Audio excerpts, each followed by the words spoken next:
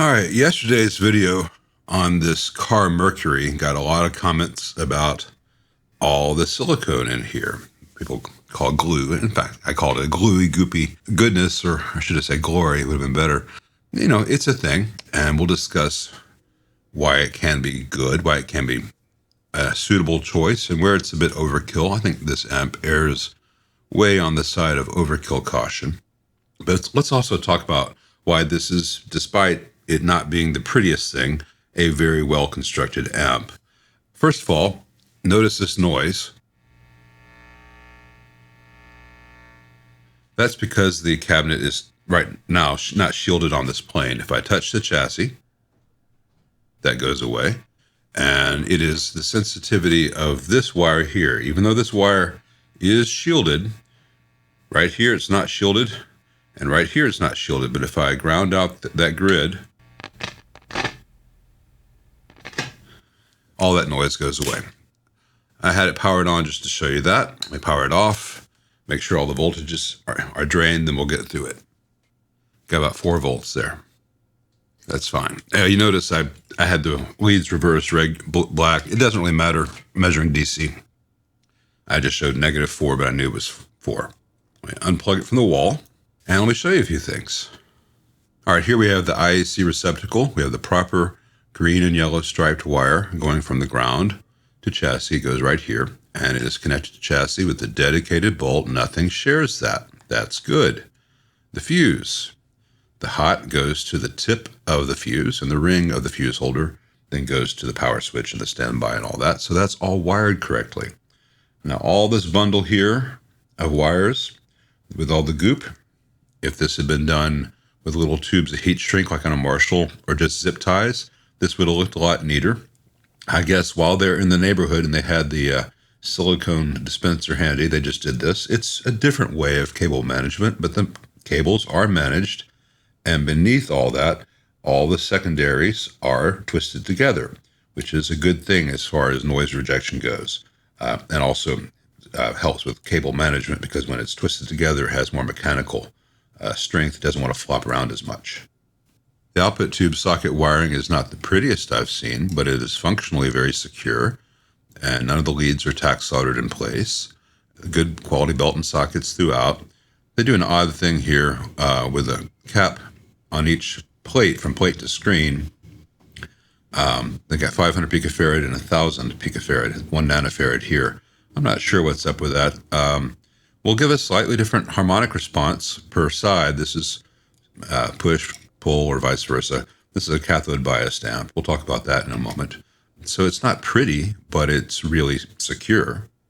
One of the commenters on yesterday's video said, "Hey, Psionic, you always call out people for putting big ceramic resistors right up against the board, and here you didn't say anything about that. What gives?" Basically, I think he was implying that I was giving Carr a pass for things that I call out other companies on.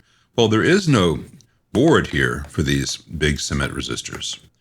They're mounted with a little bit of silicone between them and the aluminum chassis. A couple of things are happening here which make this more than okay. These are 10-watt ceramic resistors, and none of them have anything approaching 10 watts of dissipation on them. They're not running very hot. The ones for the cathode bias barely get warm to the touch. This one gets uncomfortable to the touch, but not painful. You know, you won't burn yourself if you just touch it once.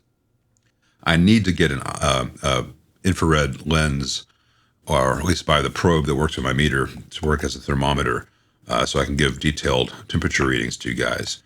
But A, none of these are getting anywhere near as hot as they're capable of getting.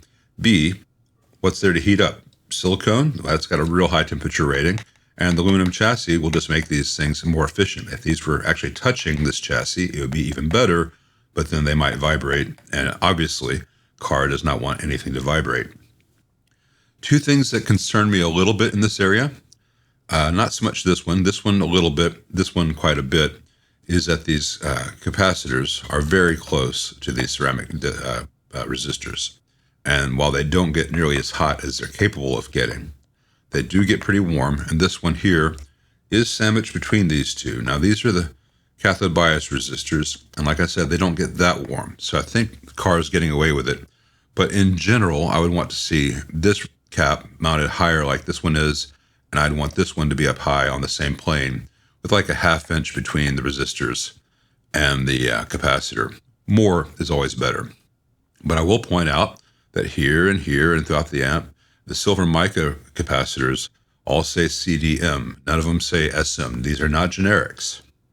This, which people ask about, is a voice coil from a speaker. And this voice coil from a speaker is being used in their patented, probably, very proprietary attenuation circuit. And with a low wattage amp like this, you can get away with things like this. This would be a difficult thing to do in a 50 watt or 100 watt amp to do safely and reliably. But they have been getting away with this for decades. More power to them. It's unusual. Just because it's unusual does not mean it's bad. And this is wrapped around the first filter cap. Speaking of these filter caps, these are great big soldering caps. These are film caps. This is 18 microfarad, 630 volt. This one's probably 22 or 30, I guess 30. This one's 22. This one's 10. More on this one in a moment. These soldering caps are very expensive. They're very physically large, but unlike electrolytics, they don't tend to have a shorter lifespan. They don't dry up and start to fail as they age. In theory, these could last 100 years. One hopes so, because it'd be a real pain in the butt to change these out in this amp with this layout with all the silicone goop everywhere. But these soldering caps can be a great choice if you have the physical real estate in the amplifier, which they do here, and the owner or buyer is willing to pay for that much more expensive part. This is probably about $100 worth just for these caps here, if you were to go buy them. If I were to go buy them, probably about $80 in the quantities that Carr probably buys them, maybe $50-$60 per amp just for this, whereas a typical amplifier will have, at any kind of production level, about $5 worth of electrolytics for the filter caps. There are places in the amp where the goop isn't really doing much, like these resistors goop together here, no big deal. Here they've got this goop to hold this cap body to this cap.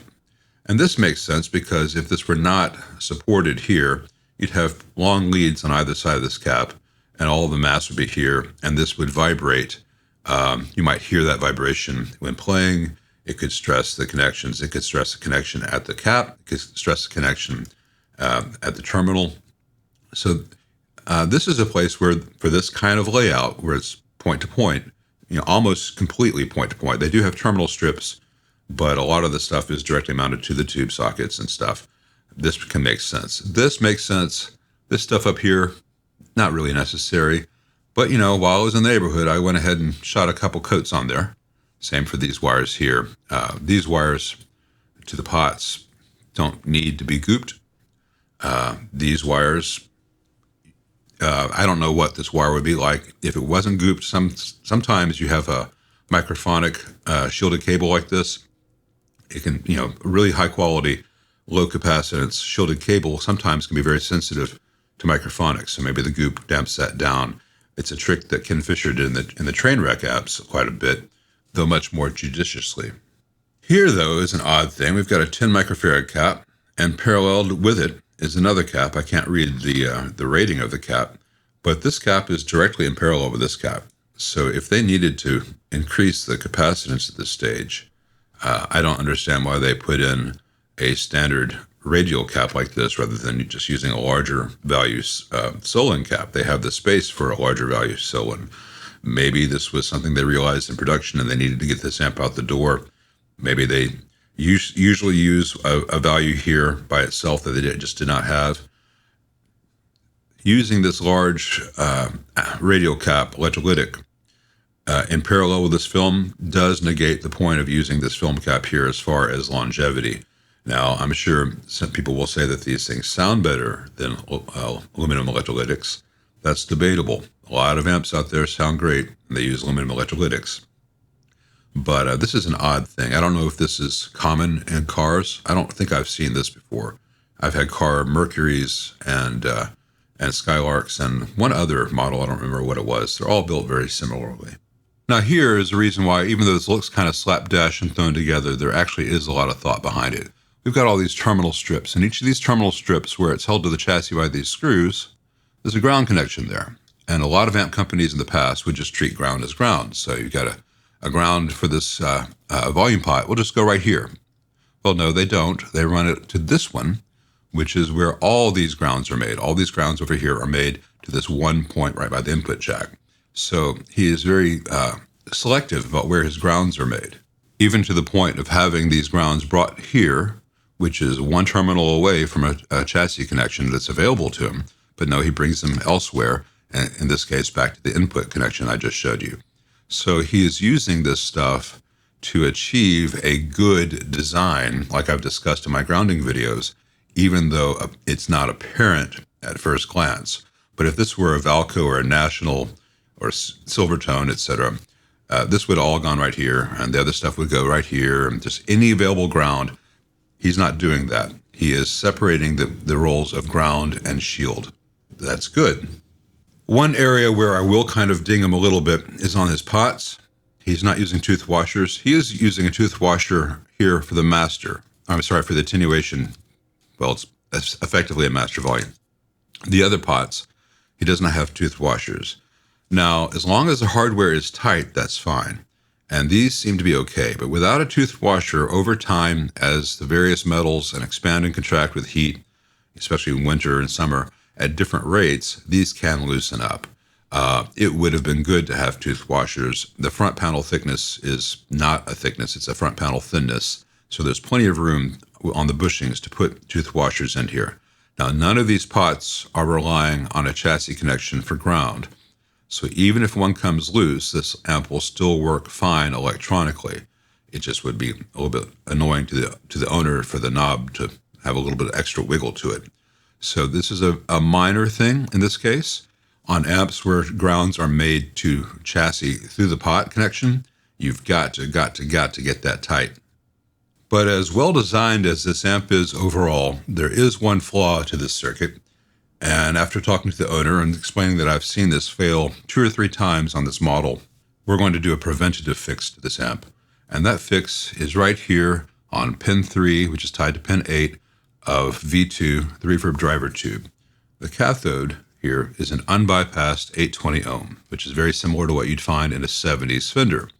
And like in the 70s Fender examples, that resistor both burns itself up, the resistor fails, and often takes out 12 AT7s in the process. And we're going to change that out.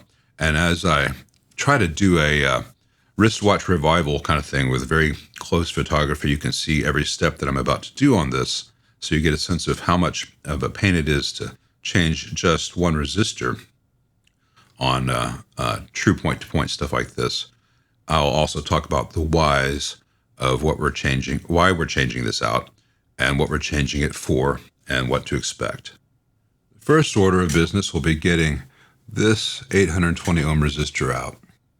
Going to pin 3. It's down beneath this other one, which is going to pin 2, and it's beneath this goop here. So I'm going to make an executive decision to remove this bit of silicone if I can, because it's really not doing anything terribly beneficial here in this area. We're not building a suspension bridge.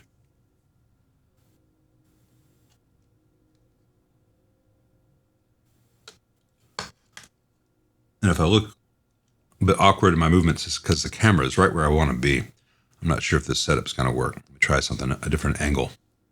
So I have the previous camera angle based on trying to get a good shot where everything was visible and where the lights are. And then once I started to do the work, I'm like, oh yeah, that's right, I'm right-handed. That won't work. That's where the camera was, right where my elbow needed to be.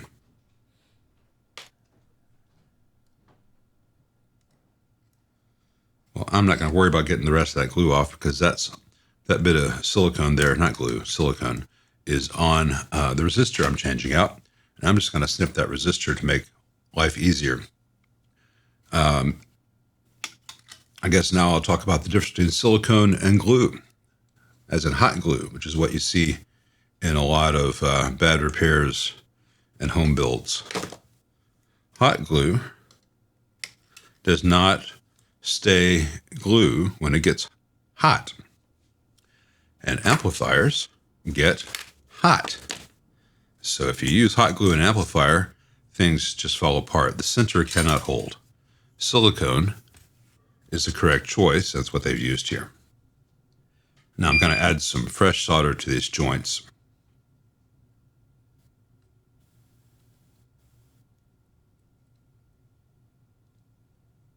To carry a bit of fresh flux in here and make sure I don't burn this wire.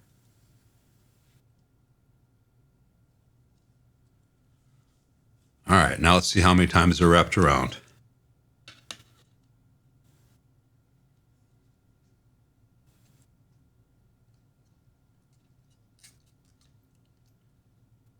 That looks like a 270, which is good.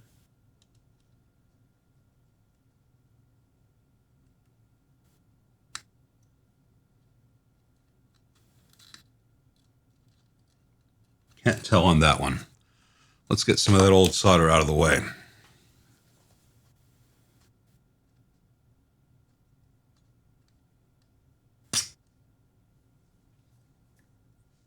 I don't want to melt these wires with insulation that are adjacent to everything.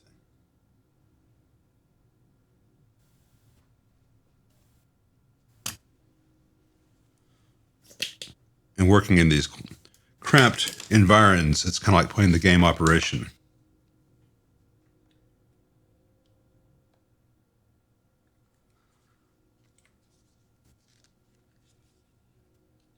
The reason I'm doing this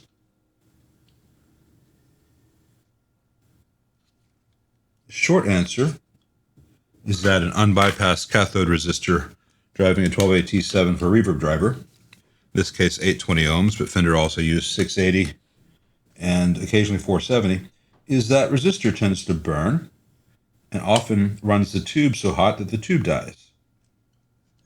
I don't know why Carr is emulating the 70s Fender reverb when the 60s Fender reverb circuit, which is identical aside from that cathode resistor, that cathode for the bias on this tube, works just fine in the 60s amps and does not self-immolate or kill AT7s. And the 60s one, instead of having an unbypassed 470, 680, or in this case 820 ohm resistor, uses a 2.2K resistor bypassed with originally a 25 microfarad. These days, much more common to use a 22 microfarad capacitor. And I don't know if I'm able to get that out. This was the first one done, and so it's on the bottom of the stack. I think since there is an opening here, I'm going to bend one of my rules. In this case, let's see, can I get that out? It's just so intrinsically bound up with its neighbors.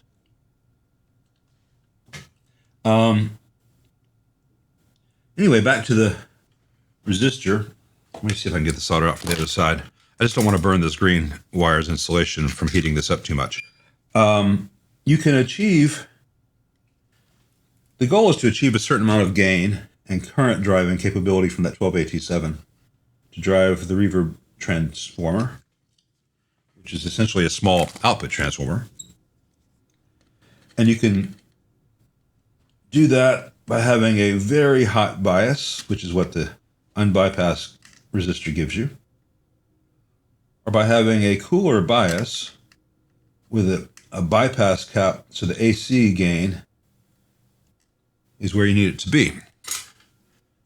And without going down a huge rabbit hole, bias is the DC operating state of the tube, and the gain that we want is for the AC signal. And we're not going to get into voltage driving versus current driving, etc. I'm not going to get into the fine points of biasing at all, but I'm just going to bring this to the right and then out of the way. See, it's a pain in the butt to work on these. If you need to change one thing, true point to point is not great for future repairs. But basically, in a nutshell, if you want to have a suitable amount of gain, You can either have a very hot bias, which drags the AC stuff with it, so you achieve the higher gain that you're looking for. Or you can have a lower bias as far as the DC goes, which means the tube is going to last longer, and the components are not going to experience as much heat because they're not going to have as much current present. But the AC bypass cap makes the signal, amplifies the AC while keeping the DC wherever the resistor sets it. And it's a deep subject. We're not going to go into it too much. I don't know why Steve chose this, Mr. Carr, when the 60s version works better and or gives the same sound without the downsides of heat. I suspect that Fender changed to it during the CBS era to save a few pennies by skipping a capacitor. All right, now here is a new Allen Bradley 820 ohm resistor. Well, it's a new old stock, and it was been, these new ones, these new old stock, often have a lot of tarnish on them. And so I've had some alcohol, and all these little black marks used to be residue on the leads. I've cleaned it off, and I have soldered a 22 microfarad 63 volt Vichy cap there across it.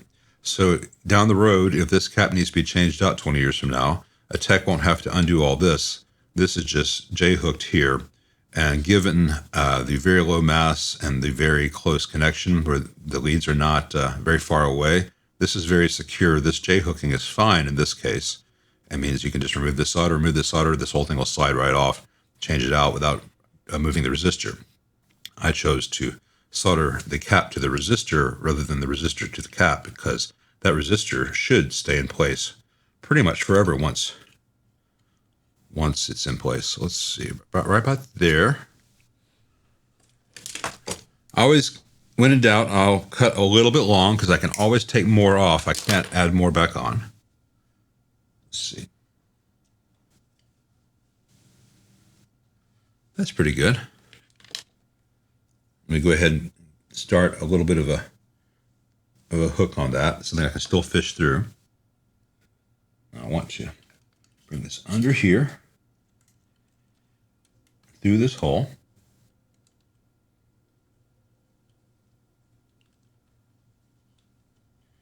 Under all this stuff.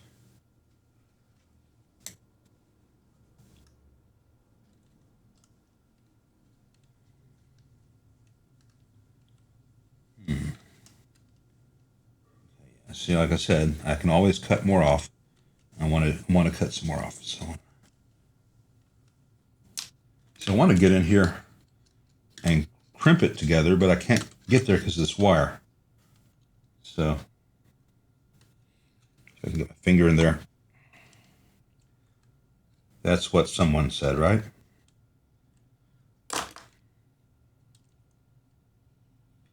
Notice all this time when I'm pushing on this joint, I'm supporting it first with the screwdriver behind, now with my fingers, so I'm not just pushing this tube socket pin. I'm trying to do it really slowly so I don't slip and impale my finger. All right, that's a good connection there. Let me go ahead and resolder that. If you want to know more about DC bias and AC gain and that, there are literally books on the subject. And it's a deep subject, and I cannot sum it up in this video. Maybe someone could. I'm not the kind of person who can ad-lib that kind of stuff. I would need to have charts and graphs and maths. Anyway, all right, now I've got that one connected really well. I want to do a 170 here, or sorry, 270 here. So I'm going to snip off a little bit of the excess so it doesn't get in my way. Now I've got leverage to start this bend right. And crimp it.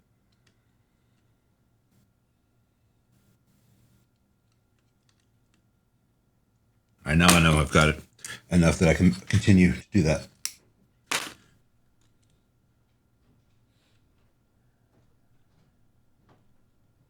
There we go. just like the original ones in the amp.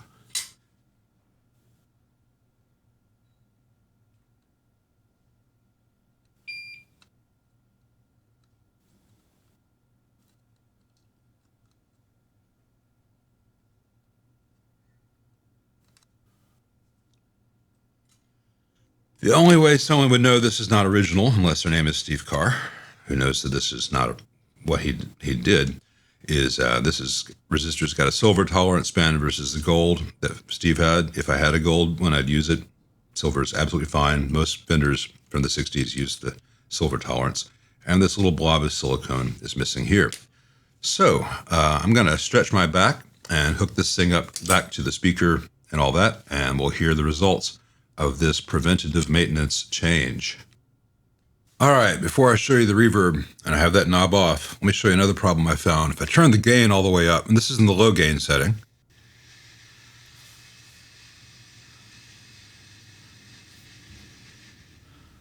there's quite a bit of noise there. Now, if I were to put the tube shield on and put my hand where the buzz goes away, it's still there. The shielding does not help. If we go to the high gain setting,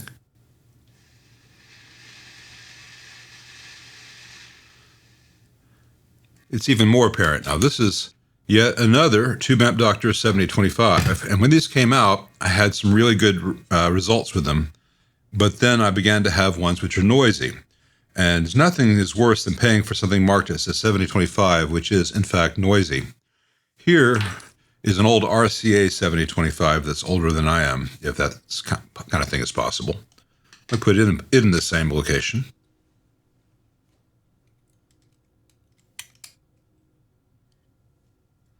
Do the same test once it warms up.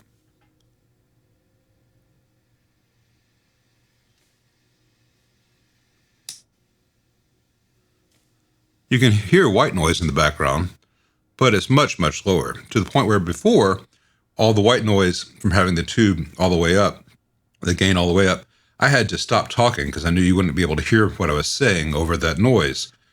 Here, the white noise that's present, even with the volume dimed, at full volume, high gain, and no master volume, no attenuation present, was quite acceptable. So this amp needs two new 7025s. This one's got, right now I've got the RCA in here, and I put in a Tube Amp Doctor that I just have in my stash here. But given my results with the Tube Amp Doctor 7025s, I'm going to get two Electro-Harmonix 7025s for this amp before it goes home. Should be better. But anyway, let's hear the reverb now that we made that change.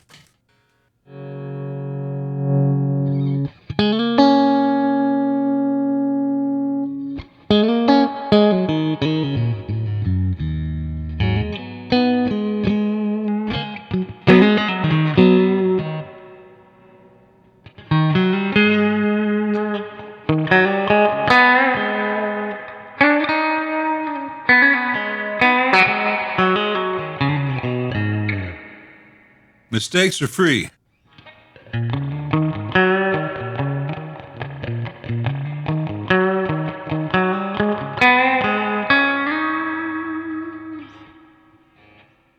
I could pass off that mistake as not wanting to get dinged for copyright, but that was just my hands haven't woken up yet. Clam.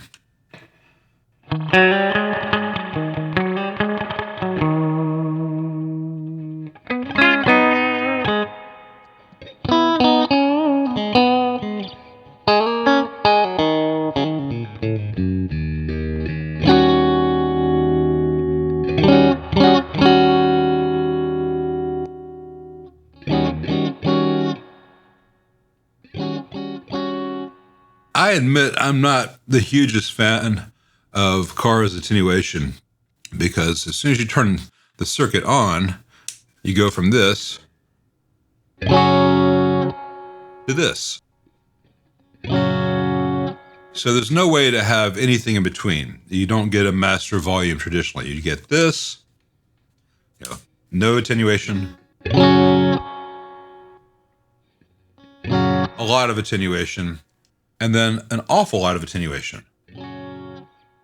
So bedroom use, sure, you can just Sorry, honey, I'll keep it down.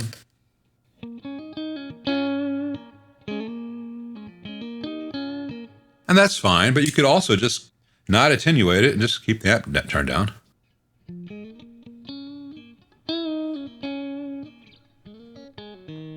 Granted, you could, get some higher gain things for this.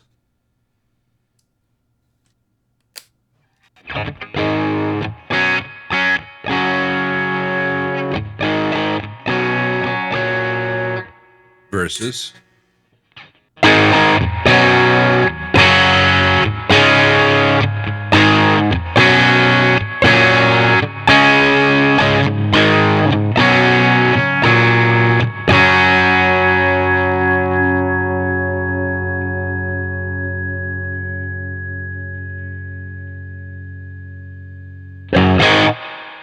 I'm going to call this amp not only done pending two new 12X7s, two new 7025s, but actually sounding quite pleasant.